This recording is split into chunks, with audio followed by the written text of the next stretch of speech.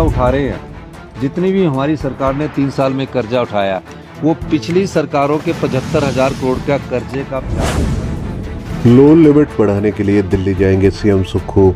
वित्त मंत्री निर्मला सीतारमण के सामने रखेंगे प्रदेश के हालात।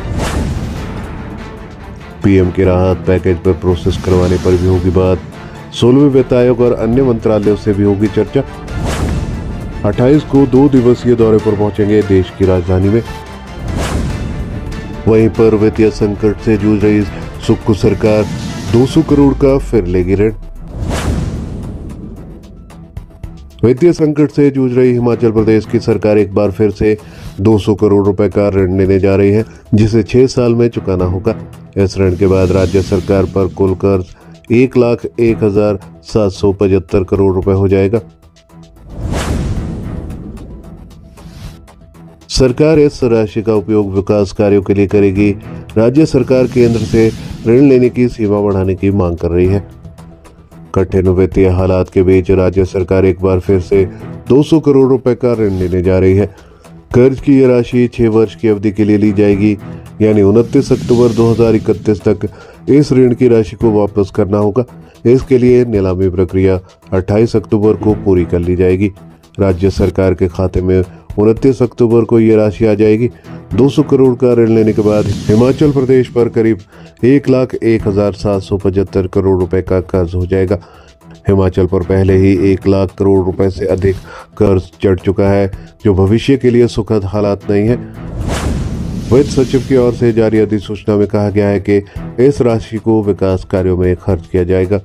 राज्य सरकार ने हाल ही में कर्मचारी को डीए की किस्त जारी करने की घोषणा की थी। राज्य सरकार को दिसंबर माह तक 7,000 करोड़ रुपए ऋण लेने की लिमिट तय है। 200 करोड़ का ऋण लेने के बाद 6,900 करोड़ रुपए का कर्ज लेने की लिमिट हिमाचल पूरी कर लेगा। इसके बाद सरकार के पास महज 100 करोड़ रुपए कर्ज में अपना गुजारा करना होगा।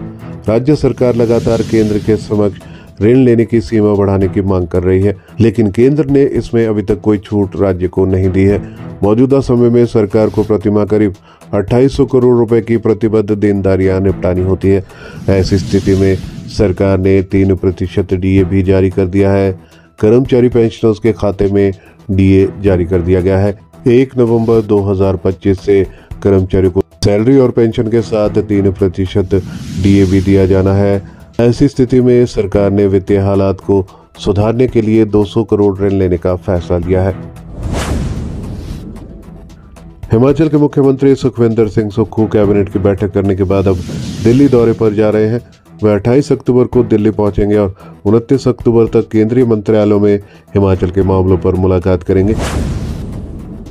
मुख्यमंत्री के दिल्ली दौरे में इस बार मुख्य तौर पर 2 एजेंडे रहने वाले हैं।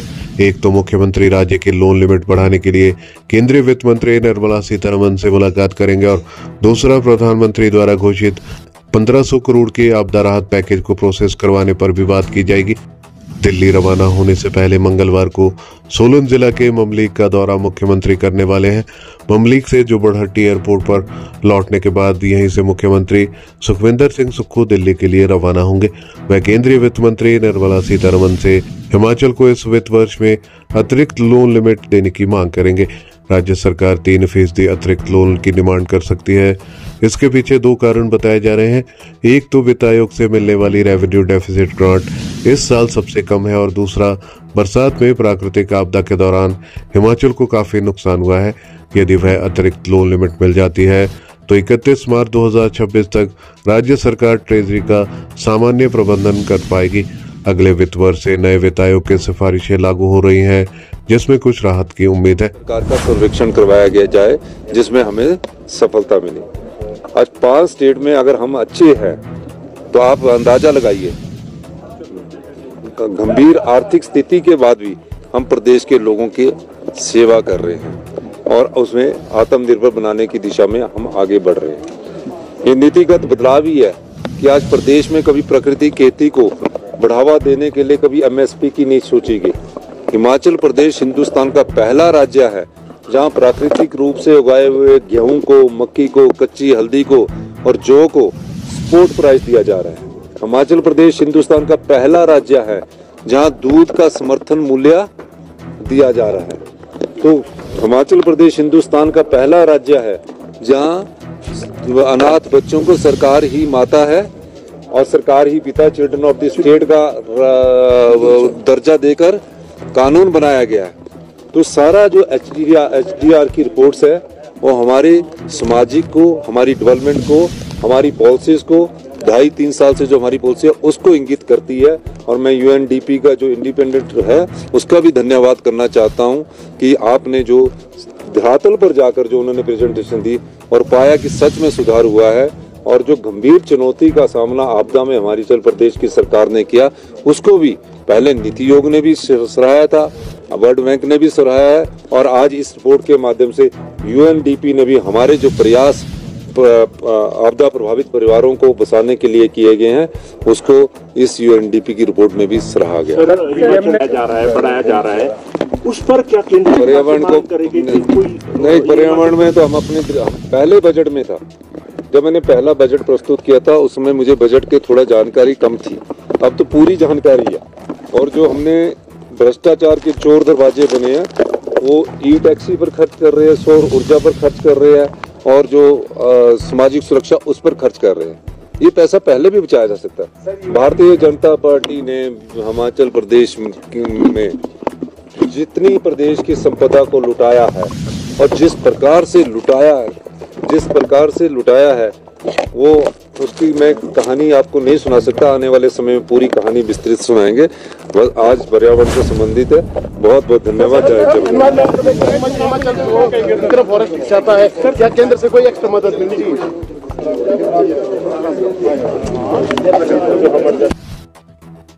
100 करोड़ रुपए की घोषणा की थी, वो अभी तक पैसा नहीं आया है।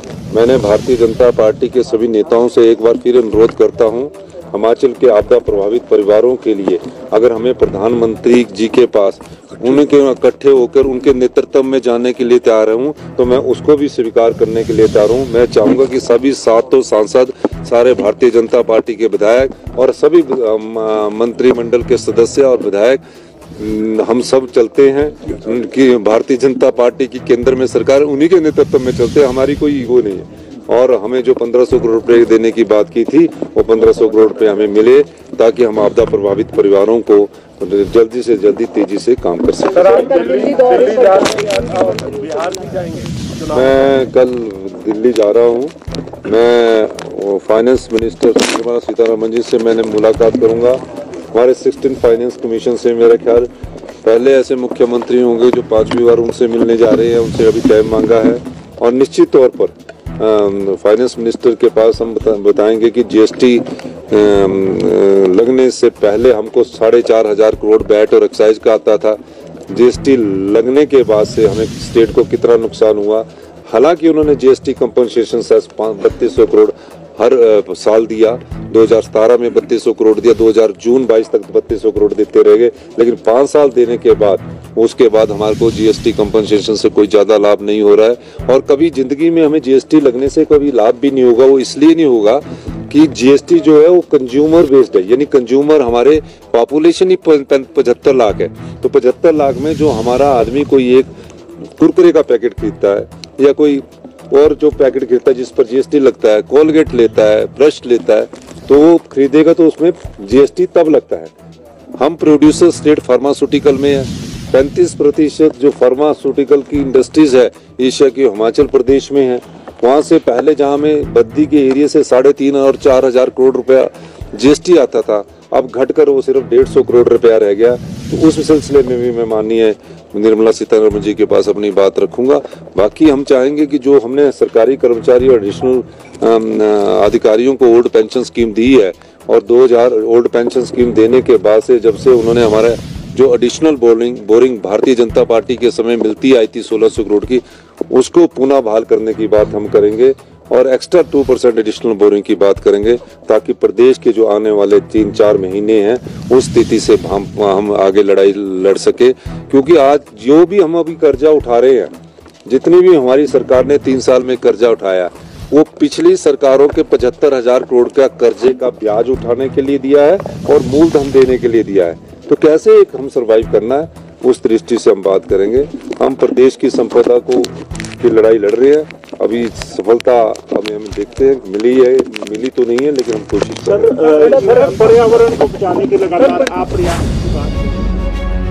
हमारे चैनल पर दी गई सभी जानकारियां विश्वसनीय समाचार पत्रों के माध्यम से एकत्रित कर आपको दी जाती है। हर खबर का लिंक डिस्क्रिप्शन में दिया जाता है। किसी भी खबर की पुष्टि हमारे लिए संभव नहीं है। आप हमारी मेहनत को लाइक, वीडियो को शेयर और चैनल को सब्सक्राइब जरूर करें।